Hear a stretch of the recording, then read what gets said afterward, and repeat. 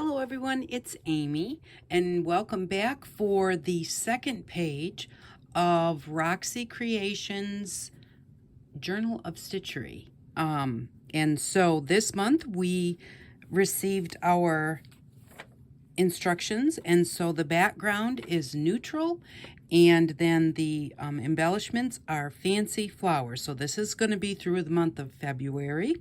So this is Roxy Creations, and Roxy Creations by Sarah are putting this on.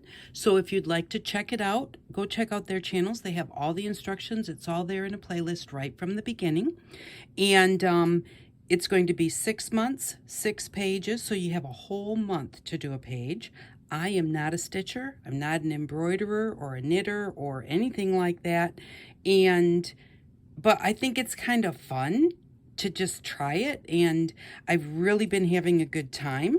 So this is the front of my journal that I still have not stitched it on yet, but then they went through and they did 20 different stitches and taught you how to do those. And then our first page was Bouncing Bunny and Vintage Lace. So this is my first page here. And now we are going to go on to our second page. So the first thing I did was I pulled out what I think of as neutral. And so I went ahead and I had this fabric here, which I think was a curtain. And but it already has the stitching on it, and it's kind of it kind of feels a little bit like suede, like faux suede, So I thought, well, these are the colors I thought of as neutral. Well, they are neutral, but and so a little bit of burlap. I had some cream lace, and then some this I believe was from a tablecloth. And so there's a few more of those little squares. And then I had a square of these lace flowers. And yeah, then this was the cream color came off of a curtain. And so did the lace flowers. So, and then I pulled out my old laces here, well, because I had them there. And so I pulled these out and thought those would really work well for neutral. And so then I just got a clear, a regular white page that is going to fit in my book, and started playing around with everything. Now, it took me a really long time to do this, so I didn't do it on camera because of how long it takes. So this is kind of what I came up with for my background. So I have some of the vintage lace here. I cut some of the kind of faux suede squares into triangles and kind of made like a little banner. Originally that was on the bottom, and I was, trying the squares on there and everything, and then I cut them in half and made them into triangles, and I put them down here, and it was like, that kind of looks like banners. So I just took the whole thing and flipped it upside down, and now it looks like banners. Once I did that, I thought that this would be really cute lace to go across the top of that. So I'm going to put that up there. I have the cream colored fabric underneath. I have a square of that right there, and a piece of the flower lace that I thought I would come across right here.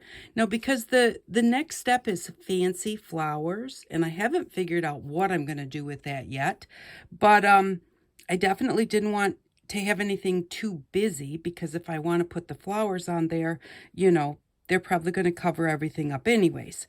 So, I just kind of wanted to leave room. I'm almost debating. I have a little piece of burlap here, which I really like the way that looks. This is my curtain material that is tan. It comes down right to here. Actually, it's kind of cream. So that comes like halfway down. And then I put this burlap on there that is very, it's got the little shreds there at the top. And I thought that looks really kind of cool there with the lace on top. And then just make it so that it sticks out just a little bit. And this one I'm kind of like, ooh, I don't know, because it's burlap, so it might be hard to sew through depending on what I'm doing. But I really do like that there.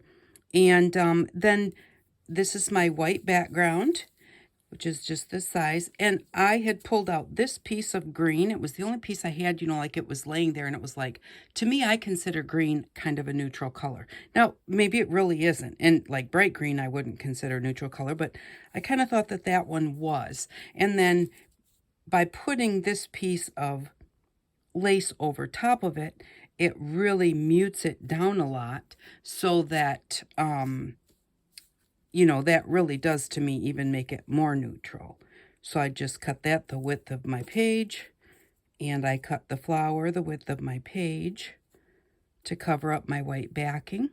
And so what I'm going to do is I am going to tack these down, and then I think I'm going to do like the invisible stitch that Rachel uses, where you take just a little tiny stitch here, and then you go, excuse me, then you take a long stitch and take another little stitch over here. So the back, you see all these long stitches, but on the front, they're just little tiny tacking stitches to hold things in place. And that's what I think I'm going to do with this, because I don't think I want anything fancy, at least at this point in time, because I still haven't figured out the flowers yet. But one thing that I thought that I would do is, I think that what I'm going to do is I'm going to just take a little bit of stick glue, and I don't know if this might make it hard to sew through, and I'm not putting it for the whole thing, but I'm going to like just the middle of this, because I just want everything to be held in place. I could do tacking stitches, like big basting stitches is what my mom used to call them, you know, to hold it all in place. But I just thought this would be easy, and I think it'll be okay to go ahead and sew through, because it's not real thick. We'll find out when the time comes. I don't know. But so I'm just going to put that there, and then put the glue on top of that. Some there, and even across there, and even up here, because that's a pretty big piece. And then I'm just going to line that up. Okay, now I haven't actually tacked down the tan, so I'm gonna tack these down first. Whoa, that was a great big lump of it. I don't want that. That might really be hard to sew through. So I'm just going to, because it takes a while, you know, you try it this way and that way and every which way. And then, you know, for me, I prefer to, once I get it how I like it, you can take a picture of it. That will help. If you're going to wind up taking it apart, I really like to like try and somehow tack it down just how it is, because I'm afraid that I won't get it back the way that I had it, and the way I had it is the way that I wanted it, so then it would bother me. So I really just prefer to either use a tacking stitch or try the glue, see how it works. And then I'm going to just pick this up. There we go. Got my cream colored piece there. So I'm just going to put this right across the top.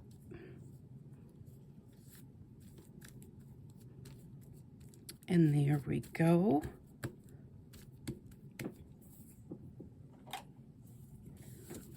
And like I said, at this point in time, I don't see myself doing any fancy stitches before I start doing the flowers, or at least figure out what I'm going to do with the flowers, because I just really don't know. It could be, you know, just about anything. I'm just going to cut this even so that that is done with. So I'll kind of have my background ready to tack down. Turn this over so I can get it from the right side. To me, that's an easier way to cut. So there we go. I can keep those little pieces for little snippets. Okay, so there we go. Now this is what my background's going to look like. And actually, once I put all those little tiny stitches in there, I don't think it's really going to look, and I kind of, that looks very tall, so I'm going to kind of trim it back a little bit. I may even wind up taking that little bit off and putting another one on there. We'll see when the time comes, because that's bothering me.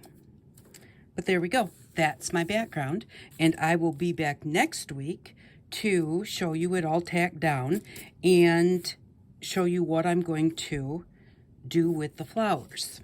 So fingers crossed if I can figure it out. But you know, when we did last month's, I really had no idea what I was going to do with Bouncing Bunny, and like even like what was I going to do with the backgrounds, and you know, but all of a sudden, you know, as you're working on it, I was watching Sarah do hers, and she did like some green and blue, and so I thought, oh yeah, green kind of like for grass, blue kind of like for sky. So that kind of stuck that in my head.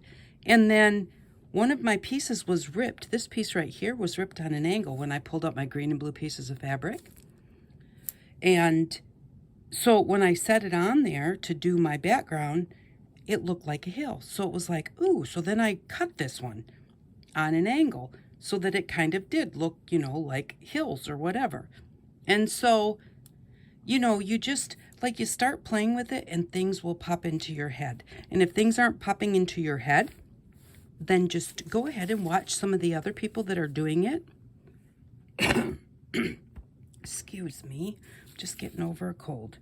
You know, watch others, see what they're doing, and then you don't have to copy what they're doing. You can if you want to.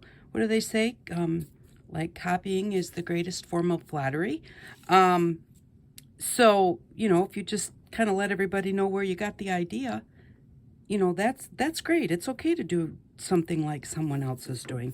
But a lot of times you watch and then you go, oh, and something pops into your head that really doesn't necessarily have anything to do with what they're doing, but it just brings it into your mind, and all of a sudden it's like, I'm going to do this. And it's not the same, but by watching them, it gave you ideas. So there we go. There is my second page background. It needs to be all tacked down, and then I will figure out how we're going to start the fancy flowers next week.